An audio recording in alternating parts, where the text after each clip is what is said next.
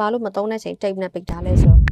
ခုရပိုင်းမန်လေးမှာဆိုရင်ဒီမနက်ပိုင်းနဲ့ညပိုင်းနေမှာနည်းနည်းကြီးတာအေးလာပြီဆိုတော့ကျမကတော့ဆောင်းထဲမှာ skin care ပစ္စည်းကိုစူးစီးနေပါပြီ။ဘာလေးလဲဆိုတာပြမယ်နော်။ဆောင်းအတွက်ဆိုရင် Vaseline ကဒီဝါရောင်ပိုကြိုက်တော့မနေရှာဝယ်လိုက်ရပါတယ်။ဒီနှစ်ပိုင်းတော့တော်တော်လေးဝယ်ရခက်တယ်။ဒါဘာလို့မသုံးတဲ့ချိန်တိတ်နဲ့ပိတ်ထားလဲဆိုတော့ဒီထိပ်ပိုင်းကလို့ရှင်းလေးတွေက6သွားတော့လေ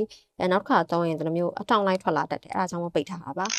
ညနာအတွက် moisturizer ကတော့ဒီ Elion ပေါ့နော် Elion က moisturizer ကိုလိမ့်နေတာဒါကတော့ lotion type ဒါကတော့ cream type ဆောင်းတွင်းအတွက်ဆိုရင်တော့ဒီ lotion နဲ့ cream ကိုစားတူရောလိမ့်တာပုံမှန်တခြားရာသီတွေမှာဆိုရင်တော့ဒီ lotion type ကိုပဲသုံးတာများတယ်နောက်ပြီးတော့ဆောင်းတွင်းရဲ့အဓိကဆက်ဆောင်ပါမှာဖြစ်ဒီ Vaseline ရဲ့ petroleum jelly ပေါ့နော်ဒီ Vaseline petroleum jelly ကိုသုံးရင်လေလက်နဲ့မယူဘဲနဲ့ဒီလိုပေါ့နော်ဒီ spatula လေးနဲ့ဒီလိုစိုက်ထားရင်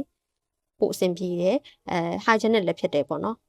လက်နဲ့နိုင်တယ်ဆိုရင်ဒီ product တွေကမတန်ရှင်းမှုဖြစ်သွားနိုင်တယ်ဒါကြောင့်ဒီလို spatula လေးနဲ့ glove ပြီးသုံးရင်ကြာရင်နှာခမ်းအတွက်လည်းသုံးလို့ရတယ်ဒီခနာကိုကြိုက်တဲ့နေရာကိုလည်းသုံးလို့ရပါတယ်